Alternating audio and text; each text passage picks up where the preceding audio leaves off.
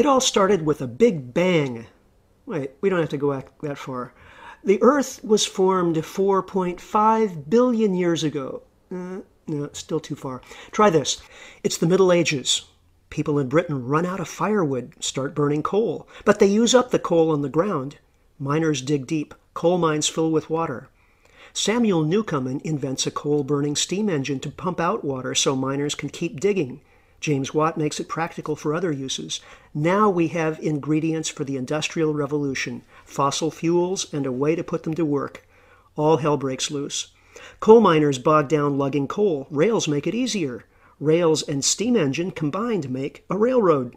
Michael Faraday makes the first electric motor. Nikola Tesla invents alternating current. Soon utility companies start burning coal to generate electricity. Meanwhile, Edwin Drake drills the first rock oil well in Pennsylvania, and Carl Daimler builds an automobile running on petroleum.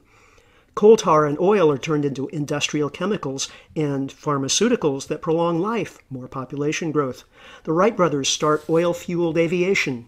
Fritz Haber and Karl Bosch make fertilizer from fossil fuels. Fertilizer and oil-powered tractors expand food production, feeding more people.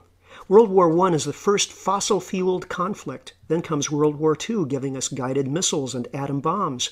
In between is a Great Depression, partly caused by overproduction. Powered assembly lines make products faster than people need them.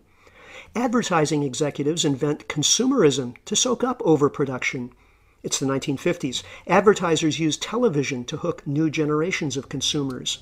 In the 70s, there's an oil shock. Everyone's shocked to realize how dependent they are on oil. With the energy crisis, the environmental movement is born. But oil prices fall and everyone forgets energy shortages. There's a showdown between market and planned economies. Market wins. Goodbye, evil Soviet empire. Politicians decide the market will solve everything. Personal computers arrive. Globalization takes over when the market notices labor is cheaper in China. Suddenly everyone has a cell phone, but world oil production stalls out. China is now burning half the world's coal to make export products. But where will China get more coal and oil to fuel more growth? Environmental problems everywhere. Rising CO2 levels lead to record heat waves, floods, droughts. Oceans acidify. Topsoil erodes by 25 billion tons a year from industrial agriculture.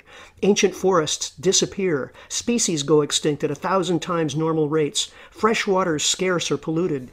Oil companies drill in miles of seawater because the easy oil is gone. But a deep water oil platform explodes and fouls the Gulf of Mexico. Manufacturing moves to polluting countries where labor is cheap, while the U.S. becomes a casino. The financial sector is 40% of the economy. But Wall Street is over-leveraged. Banks fail. Unemployment soars. Credit evaporates. The economy is on the verge of collapse. Okay, present time. It's amazing how far we've come in 200 years, just 3 human lifetimes, from the beginning of industrialism till now. But where are we headed? We can't keep doubling human population. We can't keep dumping carbon in the atmosphere. We can't keep ruining topsoil. We can't keep growing population and consumption or basing our economy on depleting fossil fuels. We can't just print more money to solve the debt crisis. It's been an exhilarating ride, but there are limits. Now, it's not the end of the world, but we have to do 4 things fast. Learn to live without fossil fuels, adapt to the end of economic growth as we've known it, support 7 billion humans and stabilize population at a sustainable level, and deal with our legacy of environmental destruction. In short, we have to live within nature's budget of renewable resources at rates of natural replenishment. Can we do it? We have no choice. Alternative energy sources are important, but none can fully replace fossil fuels in the time we have. Also, we've designed and built our infrastructure for transport, electricity, and farming to suit oil, coal, and gas. Changing to different energy sources will require us to redesign cities, manufacturing processes, healthcare, and more. We'll also have to rethink some of our cultural values. None of our global problems can be tackled in isolation, and many cannot be fully solved. We have to prepare for business as unusual. Our best goal is resilience, the ability to absorb shocks and keep going. If we do nothing, we still get to a post-carbon future, but it will be bleak. However, if we plan the transition, we can have a world that supports robust communities of healthy, creative people and ecosystems with millions of other species. One way or the other, we're in for the ride of a lifetime. Understand the issues and pitch in. It's all hands on deck.